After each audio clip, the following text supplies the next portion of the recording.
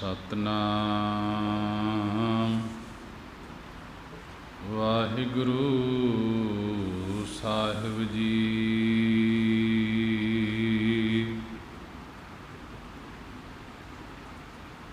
ਆਵਹੋ ਸਿੱਖ ਸਤਿਗੁਰੂ ਕੇ ਪਿਆਰੇ ਹੋ, ਗਾਵਹੋ ਸੱਚੀ ਬਾਣੀ। ਬਾਣੀ ਤਾਂ ਗਾਵਹੋ ਗੁਰੂ ਕੇਰੀ, ਬਾਣੀਆਂ ਸਿਰ ਬਾਣੀ। ਜਿਨ ਕੋ ਨਦਰ ਕਰਮ ਹੋਵੈ, ਹਿਰਦੈ ਤਿਨਾ ਸਮਾਣੀ। ਪੀਵਹੋ ਅੰਮ੍ਰਿਤ, ਸਦਾ ਰਹੋ ਹਰ ਰੰਗ। ਜਪਿਓ ਸਾਰੰਗ ਪਾਣੀ। ਕਹਿ ਨਾਨਕ ਸਦਾ ਗਾਵਹੋ, ਇਹੋ ਸੱਚੀ ਬਾਣੀ। ਬਾਣੀ ਗੁਰੂ ਗੁਰੂ ਹੈ ਬਾਣੀ, ਵਿੱਚ ਬਾਣੀ ਅੰਮ੍ਰਿਤ ਸਾਰੇ। ਗੁਰਬਾਣੀ ਕਹੈ ਸੇਵਕ ਜਨ ਮਾਨੈ, ਪ੍ਰਤੱਖ ਗੁਰੂ ਨਿਸਤਾਰੇ। ਸਤਨਾਮ ਵਾਹਿਗੁਰੂ ਸਾਹਿਬ ਜੀ। ਗੌੜੀ 52 ਅੱਖਰੀ ਮਹੱਲਾ ਪੰਜਵਾ। ਸਲੋਕ। ਜਾਸ ਜਪਤ ਮਨ ਹੋਏ ਆਨੰਦ, ਬਿਨਸੈ ਦੂਜਾ ਭਾਉ। ਦੁਖ ਦਰਦ ਤ੍ਰਿਸ਼ਨਾ ਬੂਝੈ, ਨਾਨਕ ਨਾਮ ਸਮਾਉ। ਜਾਸ ਜਪਤ ਮਨ ਹੋਏ ਆਨੰਦ, ਬਿਨਸੈ ਦੂਜਾ ਭਾਉ। ਦੁਖ ਦਰਦ ਤ੍ਰਿਸ਼ਨਾ ਬੁਝੈ, ਨਾਨਕ ਨਾਮ ਸਮਾਉ। ਪੌੜੀ। ਜਈਆ ਜਾਰੋ ਦੁਰਮਤ ਦੋ, ਤਿਸਹੇ ਤਿਆਗ ਸੁਖ ਸਹਿਜੇ ਸੋਊ। ਜਈਆ ਜਾਏ ਪਰੋ ਸੰਤ ਸਰਣਾ, ਜਿਹੇ ਆਸਰ ਆ ਭਵ ਜਲ ਤਰਨਾ। ਜਈਆ ਜਨਮ ਨ ਆਵੈ ਸੋਊ, ਏਕ ਨਾਮ ਲੈ ਮਨਹਿ ਪਰੋ। ਜਈਆ ਜਨਮ ਨ ਹਾਰੀਐ, ਗੁਰ ਪੂਰੇ ਕੀ ਟੇਕ। ਨਾਨਕ ਤੇ ਸੁਖ ਪਾਇਆ, ਜਾਂ ਕੈ ਹੀਰੈ ਏਕ। ਨਾਨਕ ਤੇ ਸੁਖ ਪਾਇਆ, ਜਾਂ ਕੈ ਜੀ ਅਰੈ ਏਕ। ਵਾਹਿਗੁਰੂ ਜੀ ਕਾ ਖਾਲਸਾ, ਵਾਹਿਗੁਰੂ ਜੀ ਕੀ ਫਤਿਹ। ਜੁਗੋ ਜੁਗ ਅਟਲ, ਚਾਵਰ ਤਖਤ ਦੇ ਮਾਲਕ, ਦੋ ਜਹਾਨ ਦੇ ਵਾਲੀ, ਲੋਕ ਪਰਲੋਕ ਦੇ ਰਾਖੇ। ਜਾਹਰਾ ਜਹੂਰ ਹਾਜਰਾ ਹਜੂਰ, ਸਰਬ ਕਲਾ ਭਰਪੂਰ। ਜਾਗਦੀ ਜੋਤ ਧੰਨ ਧੰਨ ਧੰਨ ਸਾਹਿਬ ਸ੍ਰੀ ਗੁਰੂ ਗ੍ਰੰਥ ਸਾਹਿਬ ਮਹਾਰਾਜ ਜੀ। ਸਾਹਿਬ ਸ੍ਰੀ ਗੁਰੂ ਗ੍ਰੰਥ ਸਾਹਿਬ ਮਹਾਰਾਜ ਜੀ ਦਾ ਕੋਟਾਨ ਕੋਟ ਸ਼ੁਕਰਾਨਾ ਹੈ ਕਿ ਗੁਰੂ ਨੇ ਬੜੀ ਹੀ ਰਹਿਮਤ ਕਿਰਪਾ ਕੀਤੀ ਹੈ। ਸੰਗਤਾਂ ਨੂੰ ਅੰਮ੍ਰਿਤ ਵੇਲੇ ਦੇ ਖੁੱਲ੍ਹੇ ਦਰਸ਼ਨ ਦੀਦਾਰੇ ਬਖਸ਼ੇ ਹਨ। ਆਓ ਅੰਮ੍ਰਿਤ ਵੇਲੇ ਦੀ ਸੰਭਾਲ ਕਰਦੇ ਹੋਏ ਸਾਹਿਬ ਸ੍ਰੀ ਗੁਰੂ ਗ੍ਰੰਥ ਸਾਹਿਬ ਮਹਾਰਾਜ ਜੀ ਦੇ ਦਰਸ਼ਨ ਦੀਦਾਰੇ ਕਰਦੇ ਹੋਏ, ਗੁਰੂ ਦਰਬਾਰ ਦੇ ਅੰਦਰ ਹਾਜ਼ਰੀਆਂ ਭਰਦੇ ਹੋਏ, ਮਨ ਬਿਰਤੀਆਂ ਨੂੰ ਇਕਾਗਰ ਕਰਦੇ ਹੋਏ, ਗੁਰੂ ਦੀ ਬਾਣੀ ਦੀ ਵਿਚਾਰ ਸ਼ਰਾਵਣ ਕਰਦੇ ਹੋਏ, ਧੰਨ ਧੰਨ ਸਾਹਿਬ ਸ੍ਰੀ ਗੁਰੂ ਗ੍ਰੰਥ ਸਾਹਿਬ ਮਹਾਰਾਜ ਜੀ ਨੂੰ ਸੀਸ ਝੁਕਾਉਂਦੇ ਹੋਏ ਸਾਰੀ ਸੰਗਤ ਗੱਜ ਕੇ ਫਤਿਹ ਬੁਲਾਉਣਾ ਕਰੀਏ ਜੀ। ਵਾਹਿਗੁਰੂ ਜੀ ਕਾ ਖਾਲਸਾ, ਵਾਹਿਗੁਰੂ ਜੀ ਕੀ ਫਤਿਹ। ਸਾਹਿਬ ਸ੍ਰੀ ਗੁਰੂ ਗ੍ਰੰਥ ਸਾਹਿਬ ਮਹਾਰਾਜ ਜੀ ਦੀ ਪਵਿੱਤਰ ਬਾਣੀ ਗੌੜੀ ਰਾਗ ਦੇ ਅੰਦਰ 52 ਅੱਖਰੀ ਮਹੱਲਾ ਪੰਜਵਾਂ। ਪੰਜਵੇਂ ਪਾਤਸ਼ਾਹ ਗੁਰੂ ਅਰਜਨ ਦੇਵ ਮਹਾਰਾਜ ਜੀ ਦੇ ਮੁਖਾਰ ਬਿੰਦ ਤੋਂ ਉਚਾਰਨ ਕੀਤੀ ਹੋਈ 52 ਅੱਖਰੀ 52 ਅੱਖਰੀ ਦੁਆਰਾ ਗੁਰੂ ਅਰਜਨ ਦੇਵ ਮਹਾਰਾਜ ਜੀ ਇੱਕ ਇੱਕ ਅੱਖਰ ਦਾ ਭਾਵ ਦੱਸਦੇ ਹਨ। ਸ਼ਲੋਕ ਦੇ ਅੰਦਰ ਸਮਝਾ ਰਹੇ ਹਨ, ਜਾਸ ਜਪਤ ਮਨ ਹੋਏ ਆਨੰਦ। ਜਾਸ ਜਿਸ ਦਾ ਜਪਤ ਜਾਪ ਕਰਨੇ ਕਰਕੇ ਮਨ ਹੋਏ ਆਨੰਦ, ਮਾਨ ਅੰਤਸ ਕਰਨ ਹਿਰਦਾ। ਜੋ ਹਿਰਦੇ ਦੇ ਵਿੱਚ ਆਨੰਦ ਉਤਸ਼ਾਹ ਹੁੰਦਾ ਹੈ। ਬਿਨਸੈ ਦੂਜਾ ਭਾਉ ਅਤੇ ਦੂਜਾ ਦਵੈਤ ਭਾ ਨਾਸ ਹੋ ਜਾਂਦਾ ਹੈ। ਜਾਸ ਜਪਤ ਮਨ ਹੋਏ ਆਨੰਦ, ਬਿਨਸੈ ਦੂਜਾ ਭਾਉ। ਗੁਰੂ ਅਰਜਨ ਦੇਵ ਮਹਾਰਾਜ ਜੀ ਕਥਨ ਕਰਦੇ ਹਨ ਕਿ ਜਿਸ ਦਾ ਜਪਤ ਜਾਪ ਕਰਨੇ ਕਰਕੇ ਮਨ ਦੇ ਵਿੱਚ ਅੰਤਸ ਕਰਨ ਦੇ ਵਿੱਚ ਹਿਰਦੇ ਵਿੱਚ ਆਨੰਦ ਉਤਸ਼ਾਹ ਪੈਦਾ ਹੋ ਜਾਂਦਾ ਹੈ ਅਤੇ ਬਿਨਸੈ ਦੂਜਾ ਭਾਉ, ਦੂਜਾ ਦਵੈਤ ਭਾ ਹੈ ਜਿਹੜਾ ਇਹ ਮਿਟ ਜਾਂਦਾ ਹੈ। ਦਵੈਤ ਦੇ ਵਿੱਚ ਜੀਵ ਲੱਗ ਜਾਂਦਾ ਹੈ ਜਿਹੜਾ, ਉਹ ਮਿਟ ਜਾਂਦਾ ਹੈ। ਇੱਕ ਨੂੰ ਛੱਡ ਕੇ ਦੂਜੇ ਦੇ ਮਗਰ ਲੱਗ ਜਾਣਾ, ਦੇਵੀ ਦੇਵਤਿਆਂ ਦੀ ਉਪਾਸਨਾ ਕਰਨੀ, ਪਰਮੇਸ਼ਰ ਦੀ ਸਿਫਤ ਸਲਾਹ ਕਰਨੀ ਛੱਡ ਦੇਣੀ ਕਿ ਉਸ ਦਵੈਤ ਦੇ ਵਿੱਚੋਂ ਦਵੈਤ ਦਾ ਨਾਸ ਹੋ ਜਾਂਦਾ ਹੈ। ਜਿਸ ਦੇ ਹਿਰਦੇ ਵਿੱਚ ਪਰਮੇਸ਼ਰ ਦਾ ਜਾਪ ਬਸ ਜਾਂਦਾ ਹੈ ਤੇ ਆਨੰਦ ਉਤਸ਼ਾਹ ਹੋ ਜਾਂਦਾ ਹੈ ਜਾਸ ਜਪਣ ਦਾ। ਦੁਖ ਦਰਦ ਤ੍ਰਿਸ਼ਨਾ ਬੁਝੈ, ਨਾਨਕ ਨਾਮ ਸਮਾਓ। ਮਹਾਰਾਜ ਜੀ ਕਹਿਣ ਲੱਗੇ, ਜਨਮ ਮਰਨ ਦਾ ਦੁੱਖ, ਅਵਿਦਿਆ ਅਤੇ ਤਨ ਦੀ ਤਕਲੀਫ ਦਰਦ, ਰਸਾਂ ਕਸਾਂ ਦੀ ਤ੍ਰਿਸ਼ਨਾ ਰੂਪੀ ਅੱਗ ਵੀ ਬੁਝ ਜਾਂਦੀ ਹੈ, ਭਾਵ ਨਾਸ ਹੋ ਜਾਂਦੀ ਹੈ। ਦੁਖ ਦਰਦ ਤ੍ਰਿਸ਼ਨਾ ਬੁਝੈ ਕਿ ਪਰਮੇਸ਼ਰ ਦਾ ਜਿਹੜਾ ਜਾਪ ਕਰਨੇ ਕਰਕੇ ਹਿਰਦੇ ਵਿੱਚ ਆਨੰਦ ਉਤਸ਼ਾਹ ਪੈਦਾ ਹੋ ਜਾਂਦਾ ਹੈ, ਦਵੈਤ ਭਾ ਨਾਸ ਹੋ ਜਾਂਦਾ ਹੈ। ਉਸੇ ਕਰਕੇ ਜਨਮ ਮਰਨ ਦਾ ਦੁੱਖ ਅਤੇ ਤਨ ਦੀ ਪੀੜਾ ਤਕਲੀਫ, ਰਸਾਂ ਕਸਾਂ ਦੀ ਤ੍ਰਿਸ਼ਨਾ ਰੂਪੀ ਅੱਗ ਵੀ ਬੁਝ ਜਾਂਦੀ ਹੈ, ਨਾਸ ਹੋ ਜਾਂਦੀ ਹੈ। ਨਾਨਕ ਨਾਮ ਸਮਾਓ। ਸਤਿਗੁਰੂ ਜੀ ਕਥਨ ਕਰਦੇ ਹਨ ਕਿ ਇਸ ਕਰਕੇ ਉਸ ਨਾਮੀ ਪਰਮਾਤਮਾ ਦੇ ਨਾਮ ਦੇ ਵਿੱਚ ਸਮਾਉਣਾ ਕਰ। ਜਿਸ ਨਾਮ ਦੇ ਵਿੱਚ ਸਮਾਉਣ ਕਰਕੇ ਤ੍ਰਿਸ਼ਨਾ ਰੂਪੀ ਅੱਗ ਬੁਝ ਜਾਂਦੀ ਹੈ ਤੇ ਤਨ ਹੁੰਦਾ ਸਰੀਰ, ਸਰੀਰ ਦੀ ਤਕਲੀਫ ਚਲੀ ਜਾਂਦੀ ਹੈ ਤੇ ਜਨਮ ਮਰਨ ਦਾ ਦੁੱਖ ਕੱਟਿਆ ਜਾਂਦਾ ਹੈ ਕਿ ਨਾਮ ਦੀ ਮਸਤੀ ਚੜਾਉਣਾ ਕਰ, ਨਾਮ ਦੇ ਵਿੱਚ ਬਿਰਤੀ ਨੂੰ ਜੋੜਨਾ ਕਰ, ਨਾਮ ਦੇ ਵਿੱਚ ਬਿਰਤੀ ਨੂੰ ਅਭੇਦ ਕਰ, ਤਾਂ ਕਿ ਪਰਮੇਸ਼ਰ ਦੇ ਨਾਲ ਇਸ ਮਨ ਦੀ ਬਿਰਤੀ ਜੁੜਨੇ ਕਰਕੇ ਇੱਕ ਮਿਕ ਹੋ ਜਾਂਦਾ ਹੈ।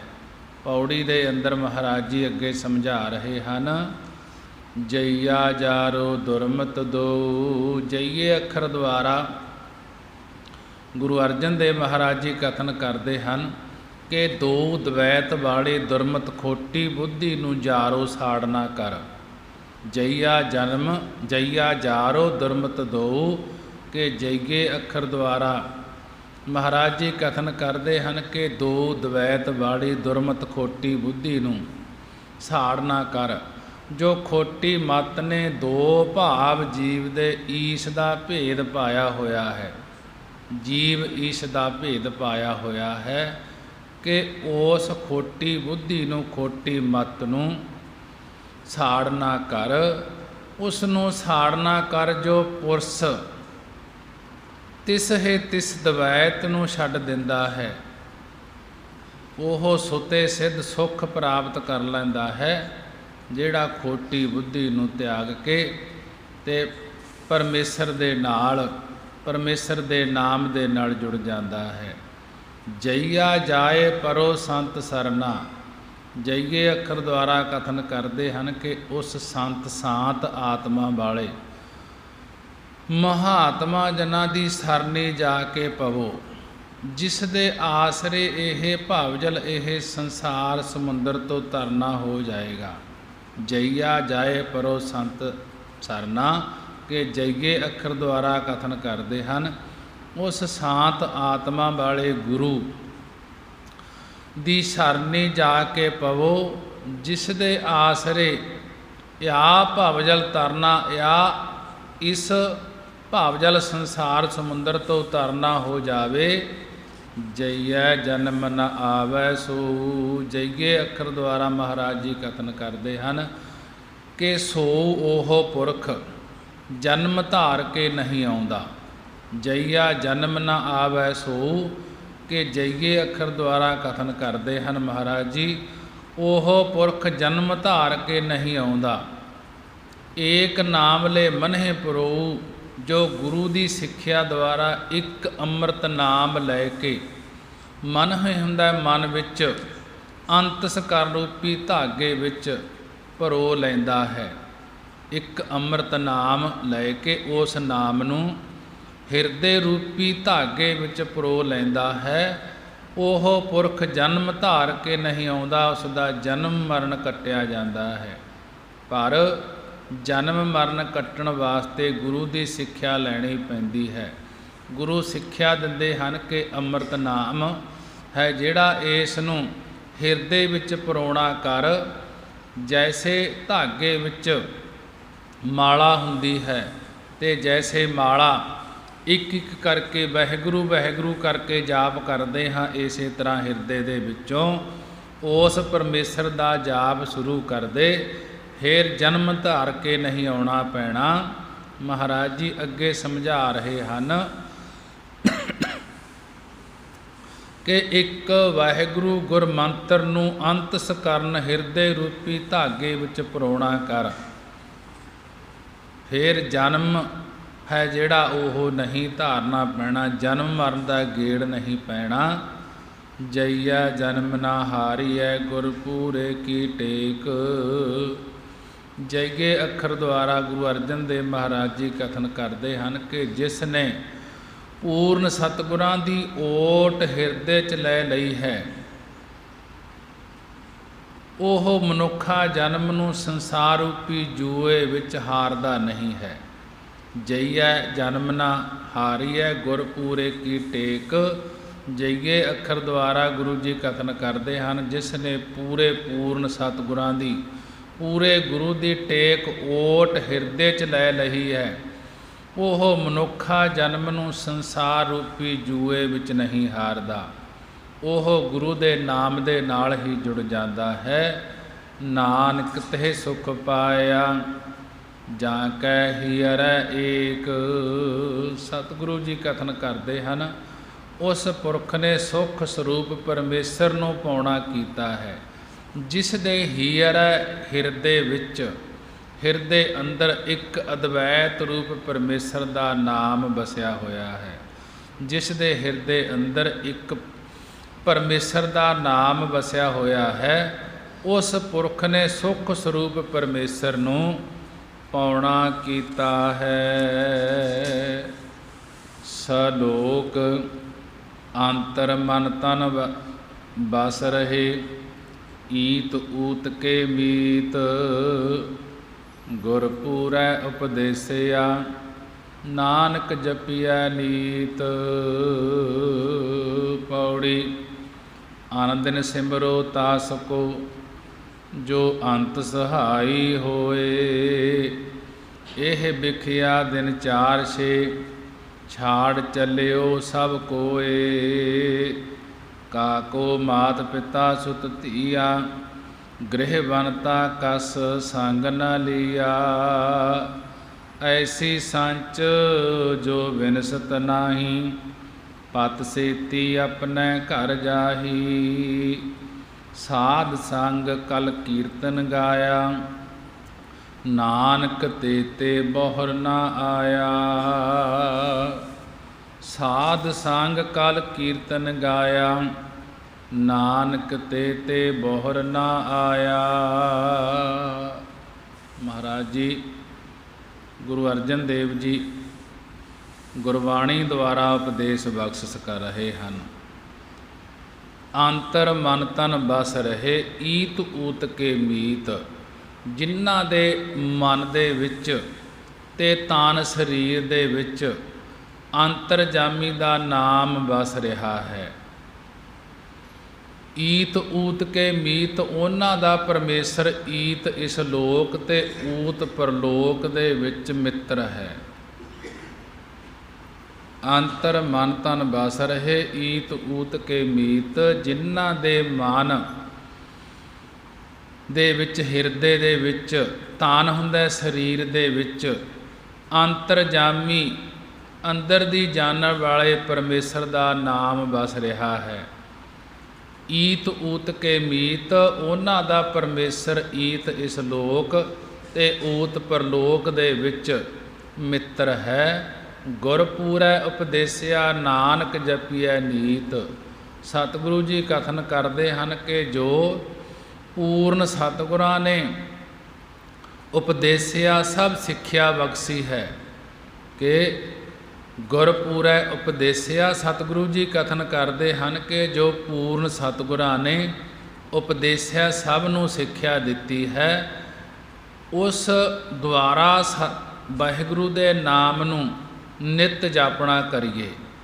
ਗੁਰਪੂਰੈ ਉਪਦੇਸਿਆ ਨਾਨਕ ਜਪੀਐ ਨੀਤ, ਕਿ ਸਤਿਗੁਰੂ ਜੀ ਸਮਝਾ ਰਹੇ ਹਨ ਜੋ ਪੂਰੇ ਗੁਰੂ ਨੇ ਉਪਦੇਸ਼ ਸਭ ਨੂੰ ਬਖਸ਼ਿਆ ਹੈ, ਨਾਮ ਦਾ ਉਪਦੇਸ਼ ਦੇਣਾ ਕੀਤਾ ਹੈ, ਉਸ ਵਾਹਿਗੁਰੂ ਦੇ ਉਪਦੇਸ਼, ਉਸ ਗੁਰੂ ਦੇ ਉਪਦੇਸ਼ ਦੁਆਰਾ ਵਾਹਿਗੁਰੂ ਦੇ ਨਾਮ ਨੂੰ ਨਿਤ ਜਪਣਾ ਕਰੀਏ। ਜੋ ਗੁਰੂ ਦਾ ਉਪਦੇਸ਼ ਹੈ ਉਸ ਉਪਦੇਸ਼ ਦੁਆਰਾ ਵਾਹਿਗੁਰੂ ਦੇ ਨਾਮ ਨੂੰ ਨੀਤ ਹੁੰਦਾ ਨਿਤ, ਜਪੀਐ ਹੁੰਦਾ ਜਪਣਾ ਕਰੀਏ। ਪੌੜੀ ਦੇ ਅੰਦਰ ਮਹਾਰਾਜ ਜੀ ਸਮਝਾ ਰਹੇ ਹਨ, ਅਨ ਦਿਨ ਸਿਮਰੋ ਤਾਸ ਕੋ ਜੋ ਅੰਤ ਸੁਹਾਈ ਹੋਏ। ਮਹਾਰਾਜ ਜੀ ਗੁਰੂ ਅਰਜਨ ਦੇਵ ਜੀ ਕਥਨ ਕਰਦੇ ਹਨ ਕਿ ਉਸ ਵਾਹਿਗੁਰੂ ਨੂੰ ਅਨ ਦਿਨ ਦਿਨ ਰਾਤ ਹੀ ਸਿਮਰਨਾ ਕਰ, ਜਿਹੜਾ ਅੰਤ ਮੌਤ ਵੇਲੇ ਸਹਾਈ ਸਹਾਇਕ ਹੋਵੇਗਾ, ਜਿਹੜਾ ਅਖੀਰਲੇ ਸਮੇਂ ਸਹਾਇਕ ਹੋਏਗਾ, ਸਹਾਇਤਾ ਕਰਨ ਵਾਲਾ ਹੋਏਗਾ, ਉਸ ਵਾਹਿਗੁਰੂ ਨੂੰ ਦਿਨ ਰਾਤ ਸਿਮਰਨਾ ਕਰ। ਕਿਉਂਕਿ ਜੋ ਵਾਹਿਗੁਰੂ ਹੈ, ਕਾਲ ਪੁਰਖ ਹੈ, ਉਹ ਅੰਤ ਵੇਲੇ ਸਹਾਈ ਹੁੰਦਾ ਹੈ। ਜੋ ਇਸ ਦੁਨੀਆ ਦੇ ਵਿੱਚ ਜਿੰਨੇ ਵੀ ਸਕੇ ਸੰਬੰਧੀ ਹਨ, ਉਹ ਅੰਤ ਵੇਲੇ ਕੋਈ ਵੀ ਸਹਾਇਤਾ ਕਰਨ ਵਾਲਾ ਨਹੀਂ ਹੋਏਗਾ। ਅਨ ਦਿਨ ਸਿਮਰੋ ਤਾਸ ਕੋ ਜੋ ਅੰਤ ਸੁਹਾਈ ਹੋਏ, ਕਿ ਤਾਸ ਉਸ ਵਾਹਿਗੁਰੂ ਨੂੰ ਦਿਨ ਰਾਤ ਸਿਮਰਨਾ ਕਰ, ਜਿਹੜਾ ਅੰਤ ਮੌਤ ਵੇਲੇ ਸਹਾਇਕ ਹੋਵੇਗਾ, ਸਹਾਇਤਾ ਕਰੇਗਾ।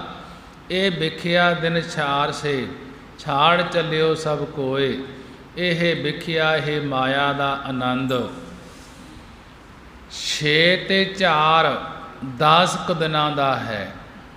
ਇਹ ਵਿਖਿਆ ਦਿਨ 4 6 ਕਿ ਇਹ ਵਿਖਿਆ ਦਾ ਮਾਇਆ ਦਾ ਆਨੰਦ 6 ਤੇ 4 10 ਕੁ ਦਿਨਾਂ ਦਾ ਹੈ। ਜੋ ਇਹ ਮਾਇਆ ਰੰਗ ਖਿਡਾ ਰਹੀ ਹੈ, ਇਹ 4 ਦਿਨਾਂ 'ਚ ਨਾਸ ਹੋ ਜਾਣੀ ਹੈ। ਇਹ ਜਾਂ 4 ਜਮਾ 6 10 ਕੁ ਦਿਨਾਂ ਦੀ ਹੈ। ਹਫ਼ਤੇ ਦੇ ਅੰਦਰ 8 ਦਿਨ ਹਨ। ਇੱਕ ਅੱਜ ਦਾ ਛੱਡ ਦੇ, ਇੱਕ ਮਰਨ ਦਾ ਛੱਡ ਦੇ, ਇੱਕ ਜੰਮਣ ਦਾ ਛੱਡ ਦੇ, ਬਾਕੀ 8 ਦਿਨ ਰਹਿ ਗਏ। ਇਸ ਨੂੰ ਸਾਰੇ ਕੋਈ ਤਿਆਗ ਕੇ ਚੱਲ ਰਹੇ ਹਨ। ਜਿਹੜੀ ਮਾਇਆ ਦਾ ਆਨੰਦ 10 ਕੁ ਦਿਨਾਂ ਦਾ ਹੈ, ਉਸ ਦੇ ਵਿੱਚ ਖਚਿਤ ਹੋ ਕੇ ਪਰਮੇਸ਼ਰ ਦੇ ਨਾਮ ਨੂੰ ਨਾ ਭੁਲਾਉਣਾ ਕਰ। ਕਾਕੋ ਮਾਤ ਪਿਤਾ ਸੁਤ ਧੀਆ, ਗ੍ਰਹਿ ਬਨਤਾ ਕਸ ਸੰਗ ਨ ਲੀਆ। ਫਿਰ ਕੌਣ ਕਾਕੋ ਕਿਸੇ ਦਾ ਮਾਤਾ, ਪਿਤਾ ਸੁਤ ਪੁੱਤਰ ਧੀਆਂ ਹਨ। ਕਿਸੇ ਨੇ ਗ੍ਰਹਿ, ਕਿਸੇ ਨੇ ਘਰ, ਬਨਤਾ ਇਸਤਰੀ ਆਦਿਕ ਕੁਝ ਪਦਾਰਥ ਨਾਲ ਨਹੀਂ ਲਿਆ ਜਾਣਾ। ਕਾਕੋ ਮਾਤ ਪਿਤਾ ਸੁਤ ਧੀਆਂ, ਫਿਰ ਕੌਣ ਕਾਕੋ ਕਿਸੇ ਦਾ ਹੈ। ਨਾ ਕੋਈ ਕਿਸੇ ਦੀ ਮਾਤਾ, ਨਾ ਪਿਤਾ, ਨਾ ਸੁੱਤ ਪੁੱਤਰ, ਨਾ ਧੀਆਂ। ਕਿਸੇ ਨੇ ਘਰ ਇਸਤਰੀ ਆਦਿਕ ਕੁਝ ਪਦਾਰਥ ਸੰਗ ਨਾ ਲੀਆ, ਇਹਨਾਂ ਦੇ ਵਿੱਚੋਂ ਜਾਣ ਵੇਲੇ ਕੁਝ ਨਾਲ ਨਹੀਂ ਲਿਜਾਣਾ, ਇੱਥੇ ਹੀ ਛੱਡ ਜਾਣਾ ਹੈ। ਐਸੀ ਸੰਚ ਜੋ ਬਿਨਸਤ ਨਾਹੀ, ਪਤ ਸੇਤੀ ਆਪਣੇ ਘਰ ਜਾਹੀ। ਐਸੀ ਅਜਿਹੀ ਨਾਮ ਰੂਪੀ ਪੂੰਜੀ ਸੰਚ ਇਕੱਠੀ ਕਰ, ਜਿਹੜੀ ਬਿਨਸਤ ਨਾਸ ਨਹੀਂ ਹੁੰਦੀ, ਜਿਸ ਕਰਕੇ ਤੂੰ ਇੱਜ਼ਤ ਨਾਲ ਆਪਣੇ ਸਰੂਪ ਰੂਪੀ ਘਰ ਵਿੱਚ ਜਾਵੇਂਗਾ। ਐਸੀ ਸੰਚ ਜੋ ਬਿਨਸਤ ਨਾਹੀ, ਪਤ ਸੇਤੀ ਆਪਣੇ ਘਰ ਜਾਹੀ। ਕਿ ਹੇ ਭਾਈ, ਅਜਿਹੀ ਨਾਮ ਰੂਪੀ ਪੂੰਜੀ ਇਕੱਠੀ ਕਰ, ਜਿਹੜੀ ਨਾਮ ਰੂਪੀ ਪੂੰਜੀ ਬਿਨਸਤ ਨਾਹੀ, ਨਾਸ ਨਹੀਂ ਹੁੰਦੀ, ਜਿਸ ਕਰਕੇ ਤੂੰ ਪਤ ਸੇਤੀ ਆਪਣੇ ਘਰ ਜਾਹੀ। ਨਾਮ ਰੂਪੀ ਪੂੰਜੀ ਕਰਕੇ ਤੂੰ ਇੱਜ਼ਤ ਨਾਲ ਆਪਣੇ ਸਰੂਪ ਰੂਪੀ ਘਰ ਦੇ ਵਿੱਚ ਜਾਵੇਂਗਾ। ਸਾਧ ਸੰਗ ਕਲ ਕੀਰਤਨ ਗਾਇਆ, ਜਿਸ ਨੇ ਸਾਧ ਸੰਗਤ 'ਚ ਮਿਲ ਕੇ, ਕਲ ਹੁੰਦਾ ਸੁੰਦਰ, ਕੀਰਤ ਹੁੰਦਾ ਜਸ ਨੂੰ ਗਾਉਣਾ ਕੀਤਾ ਹੈ। ਸਤਿਗੁਰੂ ਜੀ ਕਥਨ ਕਰਦੇ ਹਨ, ਨਾਨਕ ਤੇ ਬਹੁਰ ਨਾ ਆਇਆ, ਤੇ ਉਹ ਪੁਰਖ ਮੁੜ ਕੇ ਜੂਨਾਂ ਵਿੱਚ ਨਹੀਂ ਆਉਂਦੇ। ਜਿਸ ਨੇ ਸਾਧ ਸੰਗਤ 'ਚ ਮਿਲ ਕੇ ਸੁੰਦਰ ਕੀਰਤਨ, ਸੁੰਦਰ ਜਸ ਨੂੰ ਗਾਉਣਾ ਕੀਤਾ ਹੈ, ਉਸ ਪਰਮੇਸ਼ਰ ਦੀ ਸਿਫਤ ਸਲਾਹ ਕਰਨਾ ਕੀਤੀ ਹੈ। ਸਤਿਗੁਰੂ ਜੀ ਕਥਨ ਕਰਦੇ ਹਨ ਕਿ ਉਹ ਪੁਰਸ਼ ਜਿਹੜੇ ਜਸ ਕਰਦੇ ਹਨ, ਕੀਰਤੀ ਕਰਦੇ ਹਨ, ਨਾਮ ਜਪਦੇ ਹਨ, ਵਡਿਆਈ ਕਰਦੇ ਹਨ, ਉਹ ਮੁੜ ਕੇ ਜੂਨਾਂ ਵਿੱਚ ਨਹੀਂ ਆਉਂਦੇ।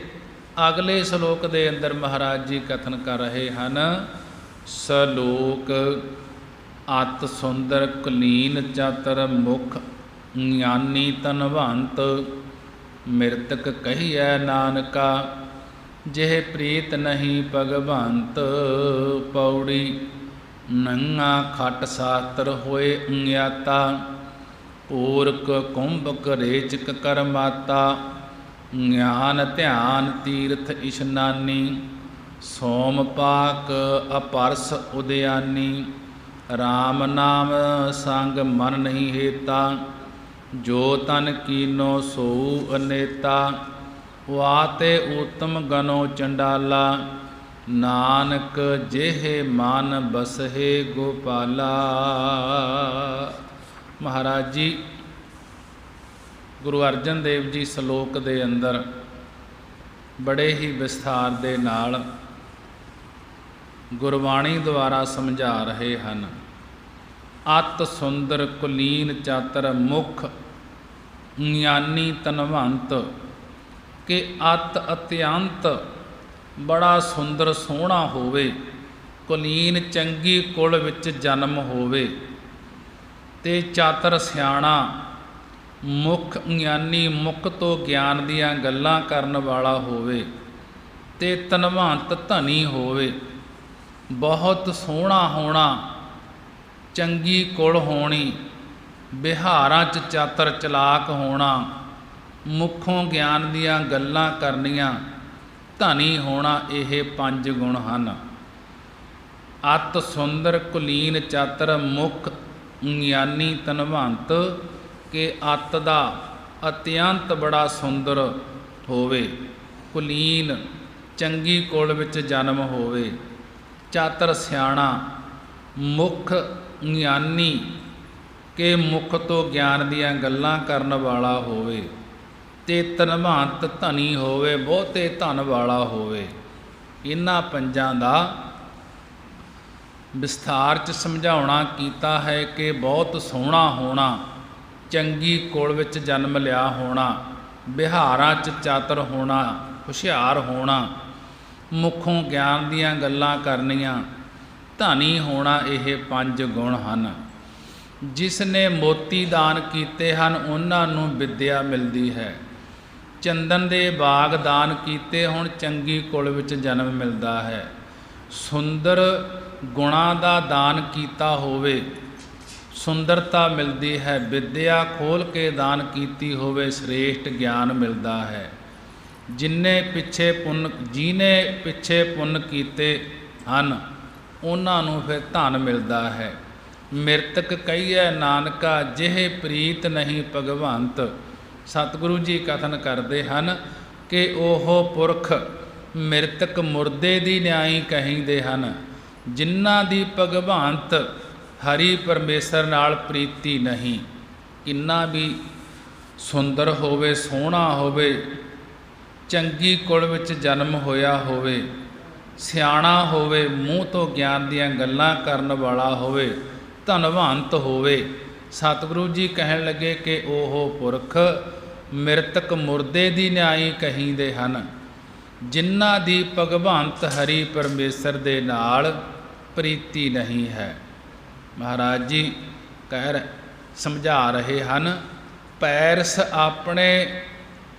ਪੈਰਸ ਵਾਲੇ ਆਪਣੇ ਆਪ ਨੂੰ ਸੁੰਦਰ ਕਹਾਉਂਦੇ ਹਨ।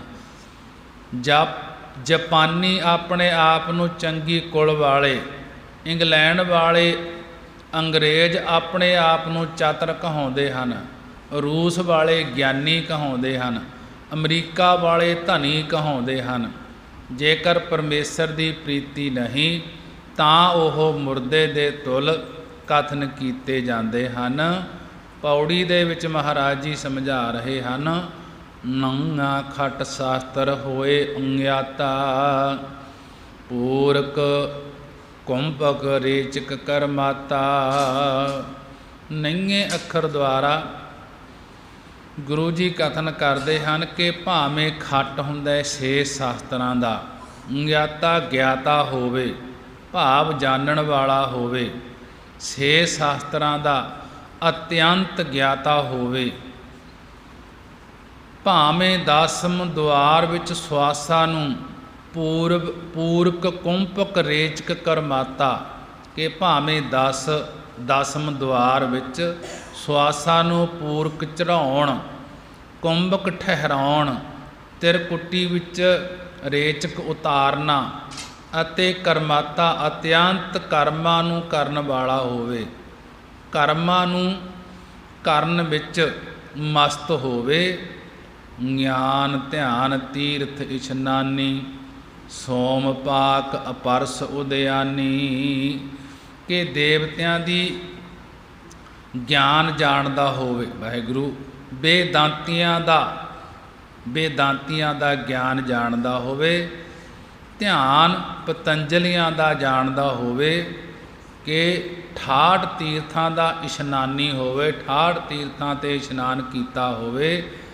ਸੋਮ ਪਾਕ ਅਪਰਸ ਉਦਿਆਨੀ, ਭਾਵੇਂ ਸੋਮ ਪਾਕ, ਕਿ ਸੋਮ ਹੁੰਦਾ ਚੰਦਰਮਾ ਦੇ ਕਰਕੇ, ਪਾਕ ਹੁੰਦਾ ਪੱਕੇ ਫਲ ਖਾਣ ਵਾਲਾ ਹੋਵੇ, ਜਾਂ ਚੰਦਰਮਾ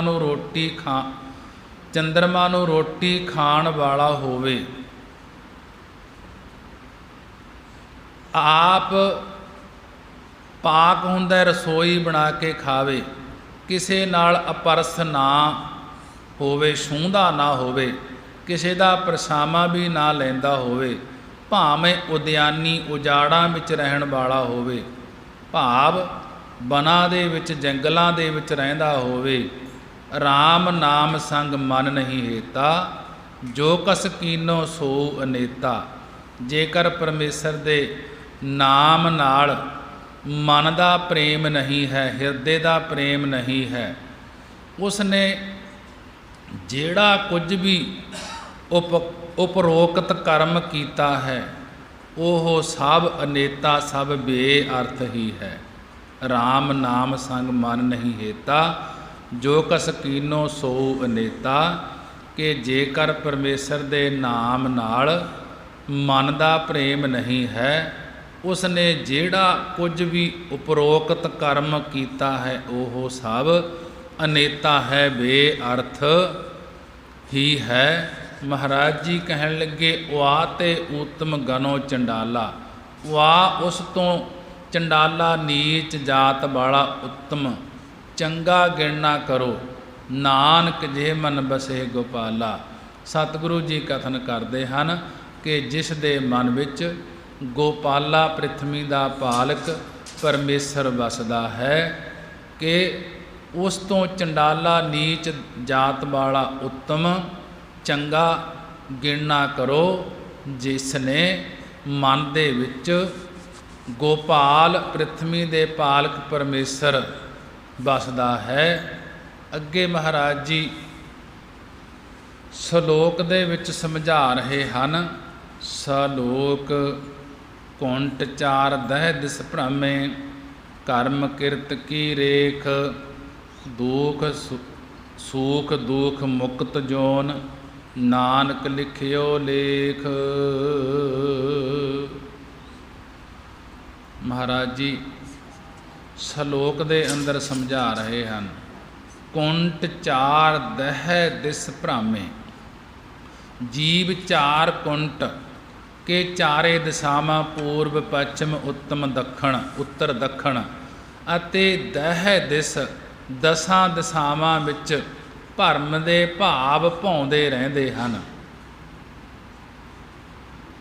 ਕਿਉਂਕਿ ਉਹਨਾਂ ਦੇ ਮੱਥੇ ਤੇ ਕੀਤੇ ਹੋਏ ਕਰਮਾਂ ਦੀ ਲਖੀਰ ਹੀ ਐਸੀ ਹੈ।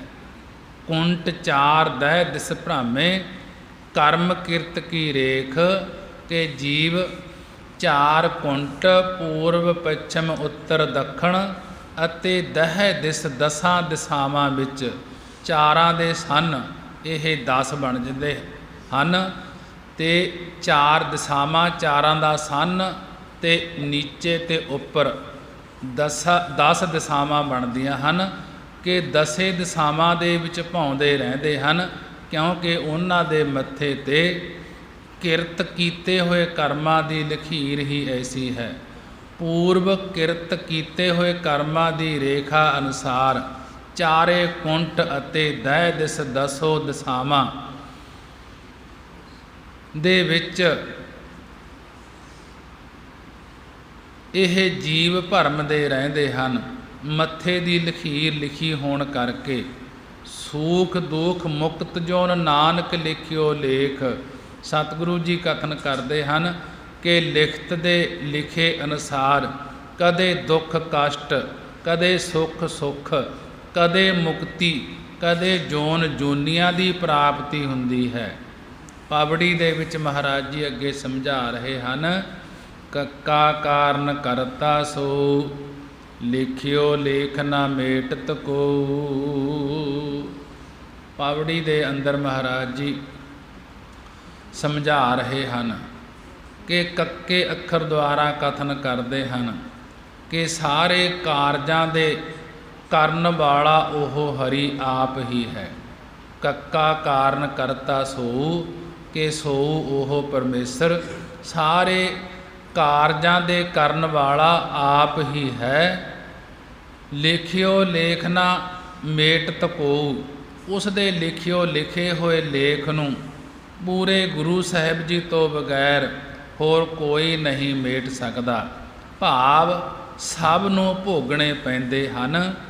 ਨਹੀਂ ਹੋਤ ਕਸ ਦੋ ਵਾਰਾ, ਉਸ ਦੇ ਕੀਤੇ ਦਾ ਦੂਸਰੀ ਵਾਰ ਕੁਝ ਵੀ ਨਹੀਂ ਹੋ ਸਕਦਾ, ਕਿਉਂਕਿ ਉਹ ਕਰਨੈ ਹਾਰ ਨਾ ਭੁੱਲਣ ਹਾਰਾ, ਕਿਉਂਕਿ ਕਰਨੈ ਹਾਰ ਕਰਨ ਵਾਲਾ ਅੰਤਰਜਾਮੀ ਪਰਮੇਸ਼ਰ ਕਦੇ ਵੀ ਭੁੱਲਣ ਵਾਲਾ ਨਹੀਂ, ਭੁੱਲ ਕੇ ਕੋਈ ਕੰਮ ਨਹੀਂ ਕਰਦਾ ਕਿ ਉਸ ਦੇ ਕੀਤੇ ਦਾ ਦੂਸਰੀ ਵਾਰ ਕੁਝ ਵੀ ਨਹੀਂ ਹੋ ਸਕਦਾ। ਜਿਹੜਾ ਇੱਕ ਵਾਰੀ ਪਰਮੇਸ਼ਰ ਨੇ ਕਰਤਾ ਉਹੀ ਹੋਵੇਗਾ, ਕਿਉਂਕਿ ਉਹ ਪਰਮੇਸ਼ਰ ਕਰਨ ਵਾਲਾ ਅੰਤਰਜਾਮੀ ਕਦੇ ਵੀ ਭੁੱਲਣਹਾਰ ਭੁੱਲਣ ਵਾਲਾ ਨਹੀਂ ਹੈ। ਜੈਸਾ ਕਿ ਭੁੱਲਣ ਅੰਦਰ ਸਭ ਕੋ ਅਭੁੱਲ ਗੁਰੂ ਕਰਤਾਰ, ਕਿ ਉਹ ਵਾਹਿਗੁਰੂ ਤੇ ਗੁਰੂ ਭੁੱਲਾਂ ਤੋਂ ਬਾਹਰ ਹਨ, ਇਹ ਜੀਵ ਭੁੱਲਣਹਾਰ ਹੈ। ਕਾਹੂੰ ਪੰਥ ਦਿਖਾਰੈ ਆਪੈ, ਕਾਹੂੰ ਉਦਿਆਨ ਭਰਮਤ ਪਛਤਾਪੈ।